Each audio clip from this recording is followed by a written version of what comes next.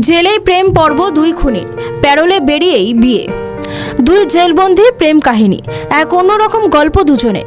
একটি ঘটনার প্রেক্ষিতে রাজস্থানে পৃথক মামলায় যাবজ্জীবন কারাদণ্ডপ্রাপ্ত দুজনের কারাগারে থাকাকালীন প্রেম হয়। তাদের প্রেম পরিণতি পায় বিয়েতে। বিয়ের জন্য দুজনকে 15 দিনের প্যারোলে মঞ্জুর করেছে। ছেলেটি এবং মেয়েটি দুজনেই এখন বাইরে রয়েছেন। একজনের নাম প্রিয়া শেঠ, অন্যজনের নাম হনুমান প্রসাদ। একজনের বয়স 31, অন্যজনের বয়স 29। এক সংবাদ মাধ্যমে পাওয়া খবর অনুযায়ী বুধবার থেকে তারা 15 দিনের প্যারোলে জেল থেকে মুক্তি পেয়েছেন। প্রায় 6 মাস আগে তাদের সম্পর্ক হয়। জেলে থাকাকালীন তারা লিভ ইন করে। 23শে জানুয়ারি দুজন খুনের আসামি বিবাহ বন্ধনে আবদ্ধ হলেন, জানিয়ে সোশ্যাল মিডিয়া তোলপাড়। তাদের বিয়ের কার্ডও প্রকাশিত হয়।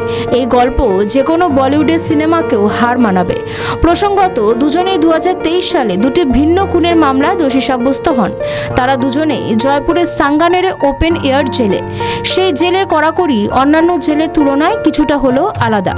এক সংবাদ মাধ্যমে পাওয়া খবর অনুযায়ী জেলের বাইরে তাদেরকে কাজ করতে হয়, যদিও সন্ধ্যার দিকে তাদেরকে আবার জেলে ফিরতে হয়।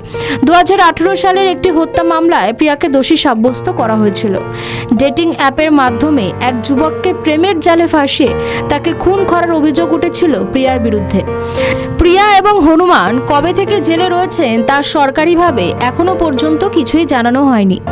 আমাদের ভিডিও ভালো লাগলে লাইক ও শেয়ার করুন, কমেন্ট সেকশনে আপনাদের মতামত জানান।